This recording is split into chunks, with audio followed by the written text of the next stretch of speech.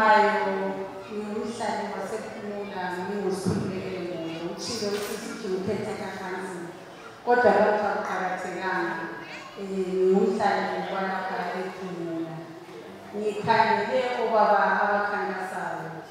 ngiyananzelela ukuthi ukukhuluma bayanelisa bonke njalo bayaziqhenya abakhuluma with confidence mina engizacela ukuthi ngikhulume se-comment 40 years eBulawayo ePhumula bekulabo baba besimele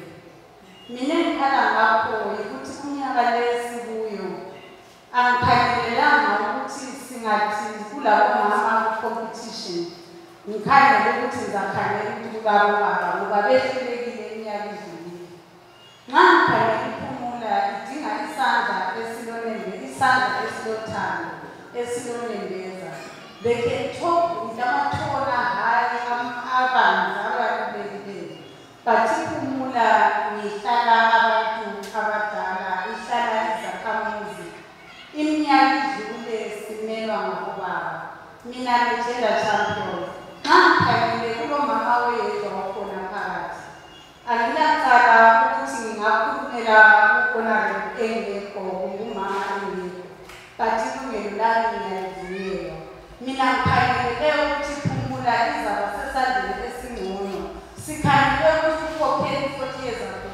we have been voting for men we have been voting for all of them bekhuluma bethembisa abanye besenza kodwa khathesi ngalesi sikhathi esibuso sikhangele ukuthi sikhangele omama abakhona ngesikhathi lesabakhona sikhangele indlela yokuthi basibambanje ngoba ilungelo lami babengiphuweni ngiyaxolisa ungathi point of order the right to speak la uzakhuluma mafunkhuluma mina ngikhulumela ukuthi ku-race ePhumula kulomama wethu so akukubi ukuthi sikukhangele ukuthi angabikhona la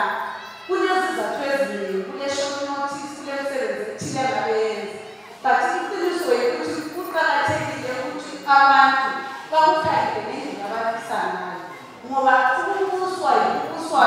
yi-gender office eyiwe imajority sibaningi i-president uPhethumula khathesi azange ngizwe obaba abakhulumileyo bekhangela inhlupho olukhona olukhangela omama nabantwana namantombazana sine-COVID era omama bebezithwele bebeletha bengokoma bedreku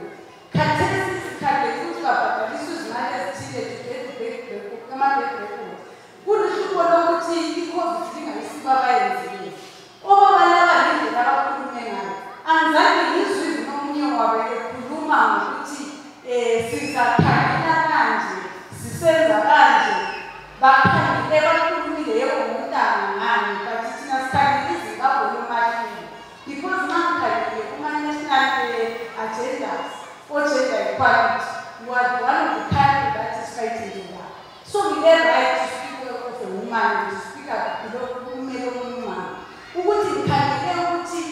yisikhathi kumele lathi sikhangele ngoba kulapho ngasimelana ngomuntu kulokuthi odlula umama we are the majority yithi esikhulisa abantwana yithi esibakhangele benje begezile bekhuluma bezuma ngengeni so ngile right to speak ngiyabona